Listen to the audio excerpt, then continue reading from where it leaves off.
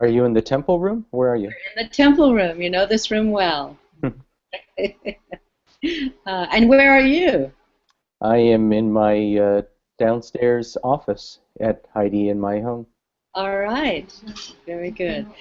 Well, Daniel, as you know, we're having an evolutionary leadership class, and we're having a great time. And I feel like that what you can bring to the group will be very helpful in their learning and in their understanding how to apply some of the principles in a real world way. It's great. Will I get to see people? You can eventually, but we're also protecting their privacy a little bit. So we'll see. Some people here are from Japan and a little shy. Okay. And how are they? Are they hearing or seeing me? They are seeing you. We have projected you onto the screen. So you're in real time. And whoever of us talks between you and I shows up on the screen. Some of the principles in a real world way. What's that? We just got some echo. Okay, so I know I sent you some questions. Protecting their privacy a little bit. Oh. So, some people here are from Japan and a little shy. Okay. And how are they? Are they? Wait, we've got it open twice. We have projected you onto the screen. So you're in real time. Wait, just a second. Is it on the other computer? Or? I think I had it on. Oh. Okay. Did you close that extra window, Daniel? I did. Hi. Hi. I'm Sarah. Nice to meet you. Okay. We're Good. All right. So is there anything else that you want to say before we approach the questions that you and I discussed? Do you want me to introduce myself? Yeah. I told them a little about you, but it would be nice for you to say just in your own words some things about you. Okay. So hello, everyone. I've been where you are many times, and it's always a sacred occasion. So my name is Daniel Epstein, and I was raised in Atlanta, Georgia, and I had a first career as an accountant, an auditor in Boston for 5 years, and then I got my MBA at Kellogg in Chicago, and then I went to Procter & Gamble for 21 years in Cincinnati, and then last year I moved to Toronto, and I'm recently married for the first time at 51, thanks to work that has taken place in that very room that you're in. Yes. To paraphrase a line from the Bible, I remember it. know that the land that you're on is holy ground. At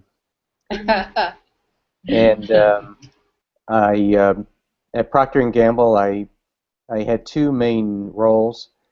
I was what we call the franchise leader of the laundry products business in the developed world. So what some of you know as Tide and some of you know as Ariel. So I manage the innovation pipeline and the equity of Tide and Ariel in North America, Europe, and Japan. And then I worked for the chief marketing officer for 3 years, leading work for the company on the future of marketing. So my consultancy today is I consult on marketing strategy and innovation strategy and how it's changing. And I also teach in an executive MBA program at the University of Toronto. And that's my professional background. And then on the personal side, well, when I was with Mukara once at a workshop in Crestone, it came to me that I wanted to become the artist, the lover, and the healer. And we concluded recently that I had become all of those. So on the healer side, I have a documentary called Portraits in Faith that you can look up online, and where I've interviewed 400 people from 27 countries about the role of their spiritual journeys. So you might find it interesting.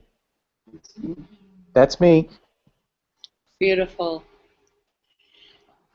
Daniel, I'm remembering, I think it was at that same workshop in Crestone, but if I remember correctly, you said to me, we were standing in our kitchen, and you said to me, you know, Makara, it's an act of God that you're working at Procter & Gamble. That is true. It's unnatural evolution, but I'm so glad you were there. Yes, very true. Well, thank you for that more detailed introduction. It's helpful for people to have a sense of your journey, and we're particularly interested in this class in how to bring our whole selves into leadership. And I'm, you know, we're being very bold and saying, how do we return the quality of love as an essential component into leadership? Or if that's not a, you know, an appropriate word, how do we inspire care so that that's and compassion? That's a part of how we lead, how we live, and how we lead. So I'd be interested in your journey along those lines, and anything you can share about how you've lived those questions. Sure. Feel free to wave your arms if you need me to stop, and, you know, feel free to give me directions. Okay, all right. So my journey to bringing all of myself and really being transparent about who I was to work coincides with the journey of becoming more successful. And I don't think it's that one. I think the two happen together. I think we show more of ourselves, and then we're more successful, so we show more of ourselves, and people accept us. I don't think that always results in people staying where they're currently working, though. I think sometimes the best thing that could happen is that we show ourselves, and then we get expunged from the organization. So I think that, you know, in my case, I was at Procter & Gamble. I mean, first of all, I was a horribly miserable accountant. So, you know, I got out of there and went to get my MBA and became a marketer. And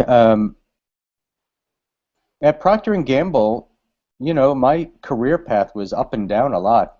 Some roles, they thought I was a superstar. When I was 6 years in the company, they asked me to leave.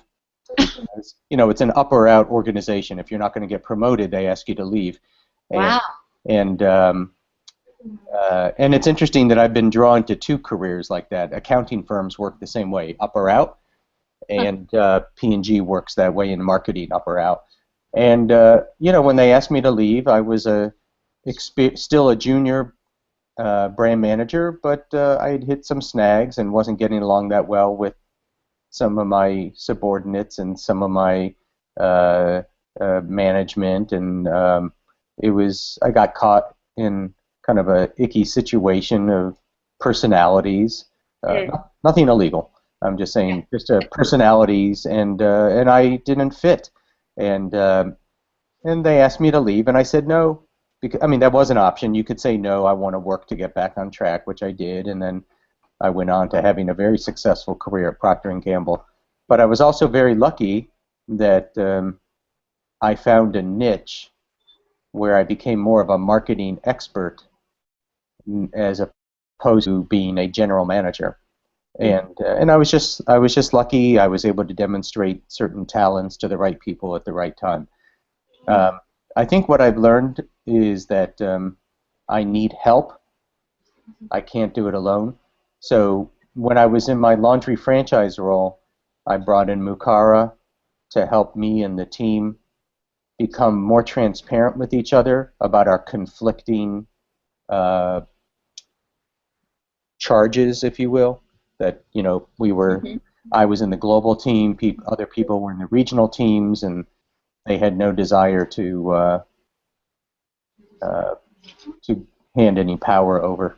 So Mukara was very, very helpful. And then I became very committed to a model called the Enneagram, which is a personality model and a spiritual model. And I brought in somebody to work with my teams. So I guess the first thing I learned is I can't do it alone. That I need to, no matter what I'm doing, I need to bring in a professional who can help me take the real pulse of the team, hear things that I'm not going to hear, see things that I'm not going to see, and to coach me. And this worked really well with Makar, and it worked really well with my other teacher, Deborah Uten, because, and I really tried to make it a benefit for the people on my team. So, for example, I would offer that anybody on my team could go to a workshop. Like my secretary has been to at least one or maybe two workshops with Mukara, my former secretary, that is. And then with the other consultant that I worked with, I told every member of my team they could have executive coaching with her once a month for an hour a month. So everybody on our team had executive coaching with this person, and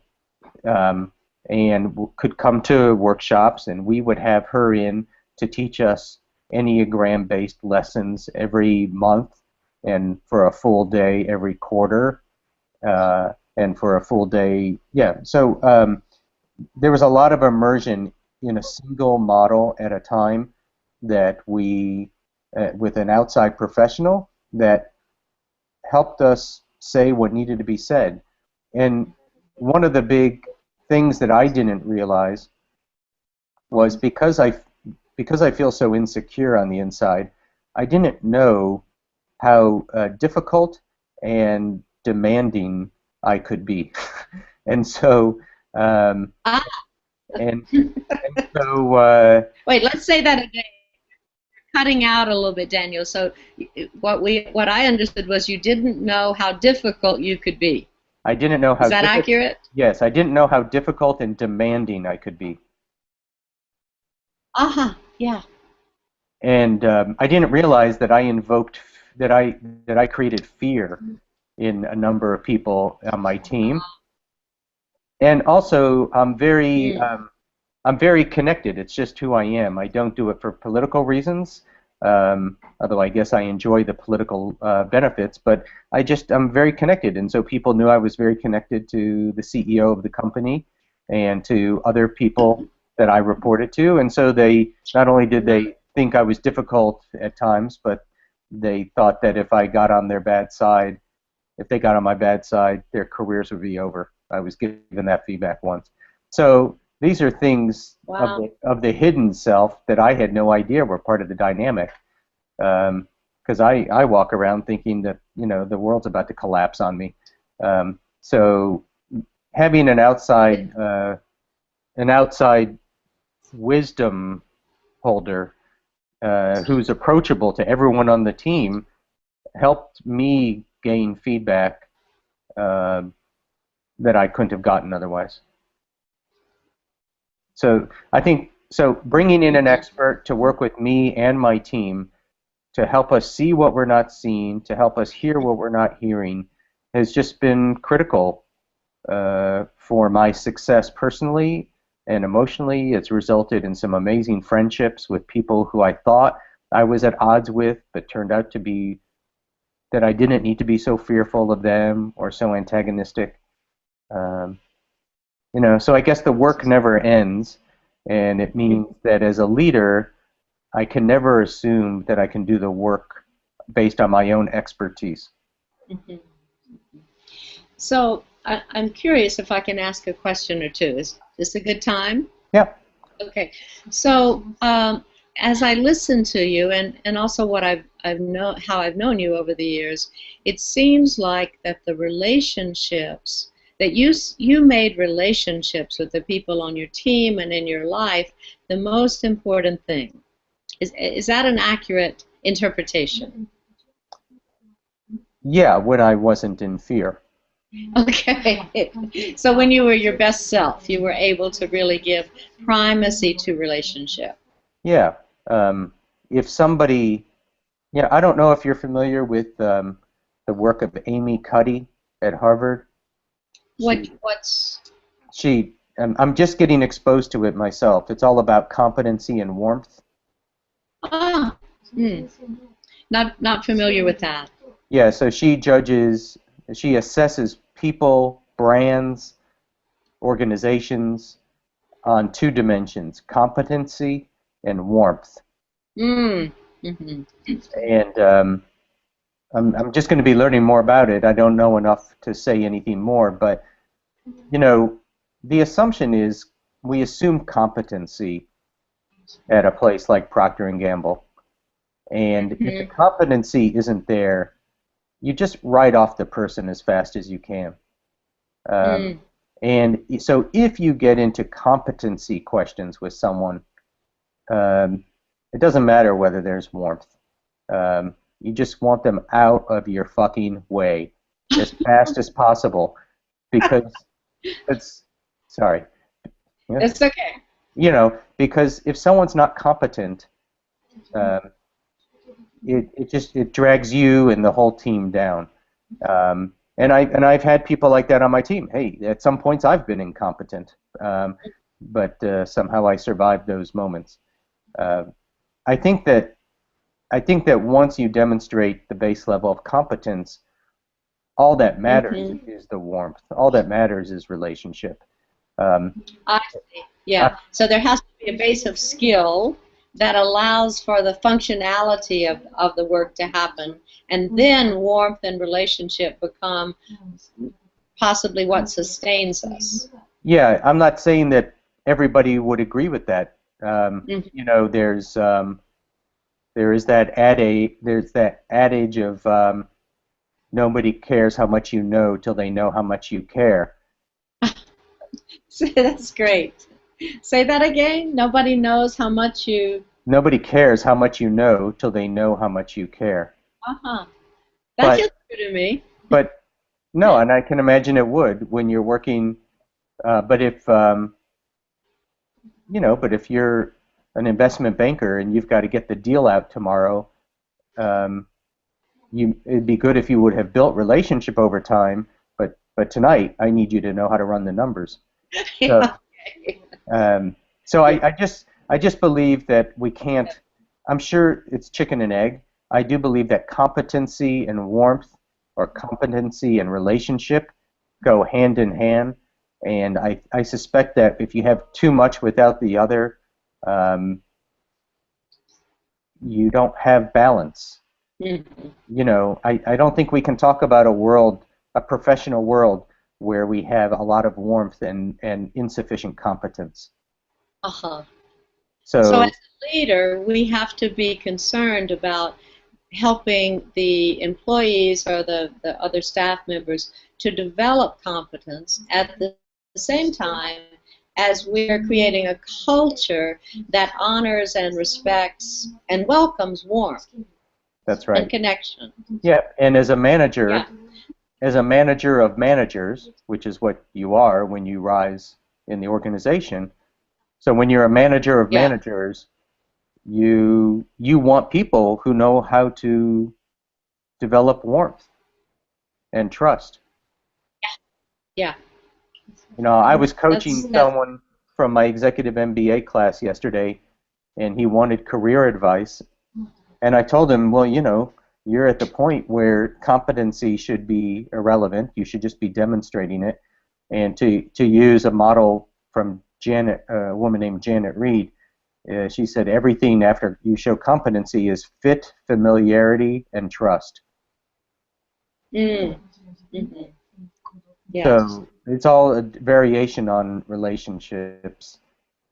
Yeah.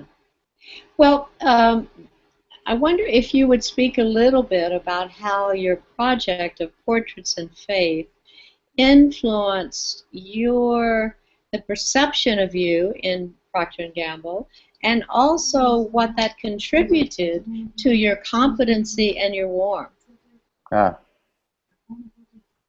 Well, I would say, you know, you have to understand where I started. I would describe myself as having a very healthy victim personality, and unsure about where I was going, and you know, seeing some success now at Procter & Gamble as I started training people around the world and got known for certain kinds of work and being a marketing expert. And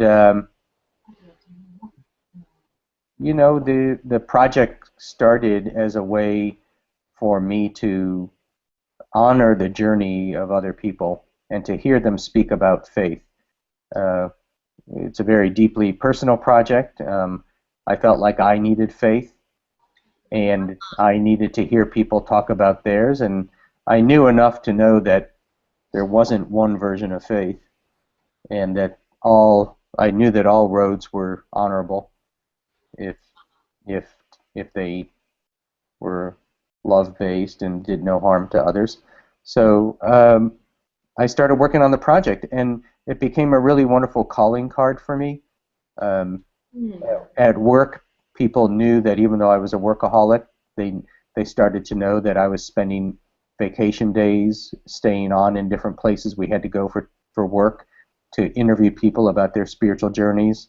I think people started to see the artist in me because they liked my photography. I think people, I used it in my dating life. You know, if I showed a woman I was out to dinner with my project and they reacted in a neutral way, I knew that they weren't for me. So you know, other people have other things in their life, like kids and family and other passions. I didn't have that, and this was perfectly designed for so many interests in my life: travel, photography, production, connecting with people around the world, creating one-on-one intimacy very quickly with people. So it just kind of became how I wanted to be known, and I was just fortunate that I was able to share this with a lot of people at P&G as a project that I was really passionate about, and it made me feel like I could be more of who I was at work. Yeah. Yeah, I think it really, from knowing you in the organization, it gave a much more complete picture of the way that what your values were and what you really cared about, and it prevented people, I think, from putting you in a box. You know, you're just concerned with the bottom line, or you're just concerned with, you know, getting more profits for the company. It required that people see you as a human being, and that, I think, was quite a wonderful. It had a positive effect for you and for the people who encountered you. You know, I think you're right. It's a great way of saying it, and in a way, I got to do it on my terms. Nobody got to define me. I got to define myself. Yeah. So, Daniel, if you think about, you know, people wanting to go into the business world and do consulting, or wanting to, we started this morning look at different systems like the healthcare system, or you know, the business world, or education, and you know, just I think our world is in a mess, and our organizations and systems need a lot of transforming. But what advice would you give to people to help them learn to lead in such a, you know, a volatile and rapidly changing world?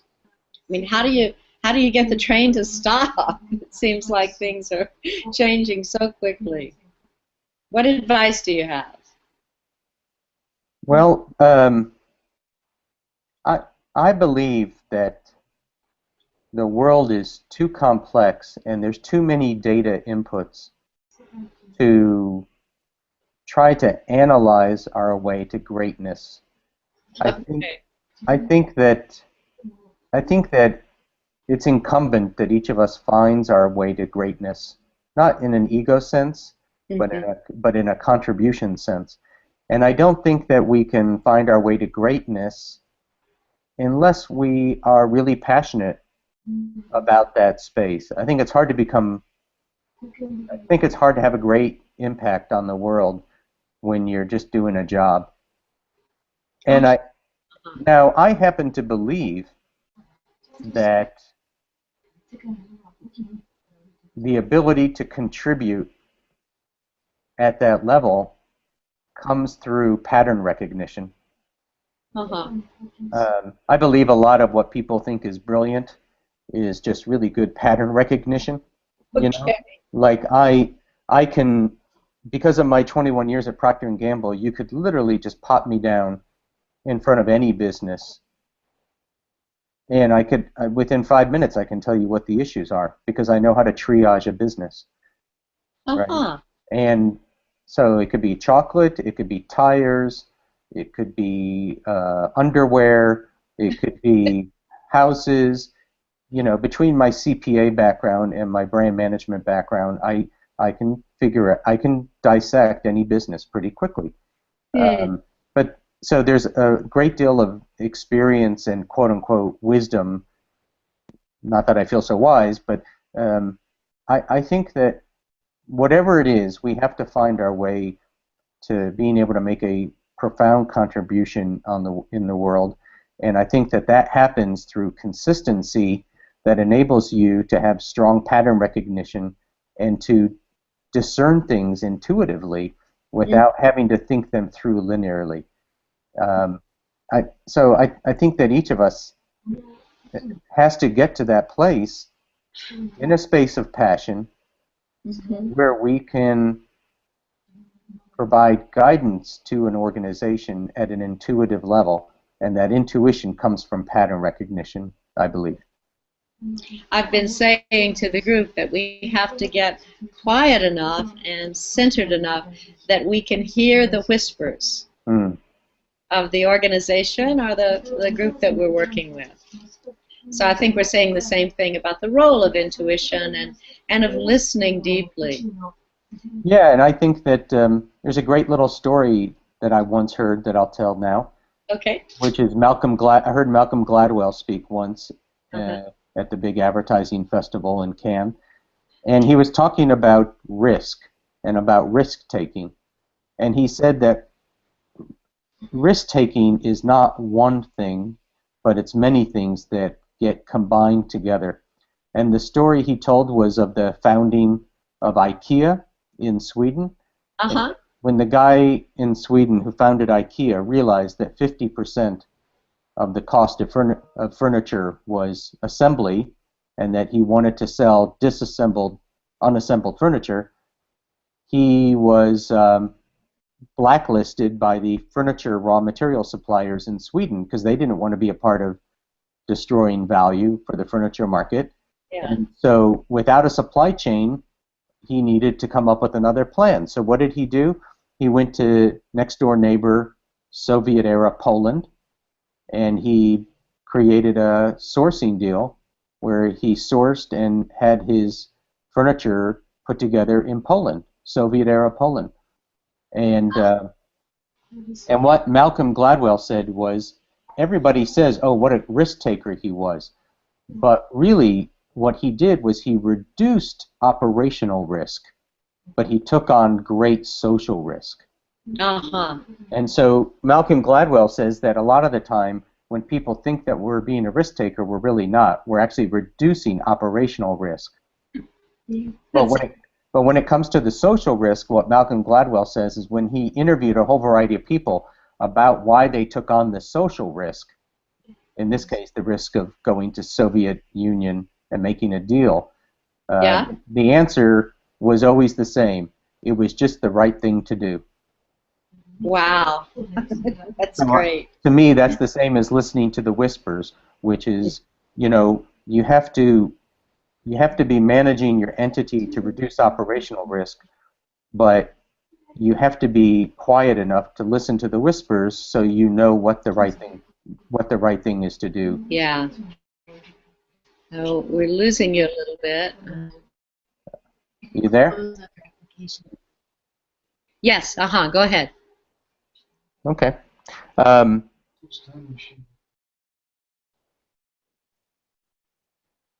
So I think reducing being courageous and becoming quiet enough to listen to the voices is about trying to do the right thing.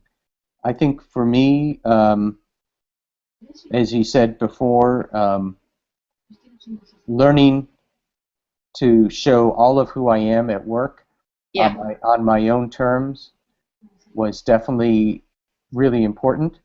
And three, just making sure that I really was in the area of my greatest gifts. Because I think by the time we're in our late 30s, 40s, I think we have to be only in our gifts. I think the world demands from us that we only be in our gifts at that point. Well, I want to shift the conversation just a little bit, if that's okay, and this is to bring forth a little bit more of your personal journey. We've touched on it, but to say that you're 51 and you just got married, and it seems like you've made a choice for to finish your life in a different way than you lived the first half of your life. So, would you share a little bit about what prompted you to take the risk of becoming married at 51? It's just the right thing to do. Exactly. Well, I think there's a little more to it. So what was your process, Daniel? Well, what obstacles did you have to overcome? Well, I think like all great spiritual journeys, they start with the realization that I am the barrier. So, you know, in fact, sometimes I don't do yoga that much, but when I do, and I'm having a very difficult time in a pose, I quietly say to myself, I am the barrier to doing God's will. Oh, nice. And so I think that I had to, and again, I understand these in spiritual terms. Some of you may understand this in a different model, but I came to the point in my life where I didn't like who I was, and I didn't want to be that person anymore, and I felt like spiritual faith in its many different forms was going to be a critical part of my life if I was going to survive and become more of who I wanted to be. And so, you know, I'm someone who I adopted a mindset that the answer to all my problems was more spiritual development. And you know, or in very simple terms, I once had a psychologist tell me that my job as a manager was to be humble and helpful. I was like, no kidding, really? So, humble and helpful. That's good advice. And the more humble and the more helpful I became, the more successful I became. And that's really significant, Daniel. And the more in service of other people I became, the more successful my life became. And it was just a beautiful upward spiral. And the teachers came, people like Mukara and people like my other teacher, Deborah Uten, and a whole slew of therapists. It took a village to heal me. It still does. And you know, I was once getting my palm read from a palmistry teacher, a hand analysis teacher. Yeah. And she said to me, "You want to heal?" And I said, "Heal myself or others?" And she said, "You want to reclaim every part of yourself, and in so doing, you won't be able to help but heal others." And I think that's the story of my life of the last 15, 16 years, which is trying to reclaim every part of myself, and in so doing, helping to heal others. And I think my project, Portraits in Faith, does that. I think some of my spiritual work does that. I think just being someone at Procter & Gamble who had a project like Portraits in Faith, exactly, or trying to be someone that was helpful to others more and more. I think obviously help people. Anyway, that's my journey, and then it became more obvious to me that I really would like to be in a relationship, even though I consistently blew them up. So I started dating my now wife, Heidi, and there was no guarantee I wasn't going to blow that up, but but Heidi and I committed to doing work together every year with Mukara, and it was in the room you're sitting in right now where I came to see that it could be safe for me to commit to Heidi. And so literally on a walk one night, right up the road from you, just right there, right? On 4th Street. Yeah, I think it was on. What's the street against the mountain? That's 4th Street. Yeah. So on a walk up 4th Street, Heidi and I committed to be with each other. And everything else since then has been a formality. So, I think, I was with someone who's an expert in family systems the other day, and he likes to talk about what I call character defects. He likes to talk of as protectors. Parts of ourselves that were designed to protect us at an earlier age that maybe are now functionally autonomous to our detriment. And, that part of me that blew up relationships was a protector. It helped make me sufficiently important in my family of origin, but then it became a bad part of my own behaviors and relationships. So, I had to gain the confidence that I was worthy of being in a relationship, which I wasn't confident of for a long time, and I had to be confident that I'd be safe in a relationship in somebody else's care without my life being taken down the tubes. Because, listen, I had built a really lovely life. I had a really nice salary. I traveled the world. Yeah. I had a very good life if I was going to be single. It wasn't fulfilling as much as I was hoping, but it was a very good life.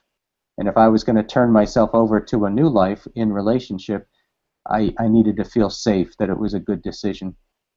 And I can't exactly point to which piece of work it was, but I think that it was probably some work we did with Mukara where Heidi and I got to, I don't want to say negotiate, but where we got to put on the table that she knew that the most important thing in my life was spiritual development, and that I knew the most important thing in her life was her children. Yeah. And that if there was a way that we could hold each other's top priority and make it synonymous with holding each other, that we could come together. Yeah, I think that's the secret, Daniel, that you really, in any relationship, that you support each other's soul work, and you do everything possible to help the other grow and develop and realize who they are, and that you bring that source, that wellspring of well-being, then into the family relationship, as you and Heidi have done. It's quite beautiful. Lovely. It's a gift beyond gifts. Yes, I'm so proud of both of you. Well, I want to be sensitive to your time, and thank you for all you've shared. And there are many takeaways from your expression. And what I'm focused on in this moment is just how you focused on being willing to contribute our gifts, being willing to even create the context wherein the gifts that we have can be offered to the world. and we can really experience serving life is the phrase that we're using, and being servant leaders. Would you agree that that's part of your message? I think so, and if I could end with this, Mukara, which is, now I have my consultancy, and Yes. and it goes, and as a friend of mine says, not everybody. There's very few people who are cut out to be consultants, but even fewer are cut out to be consultant spouses. So.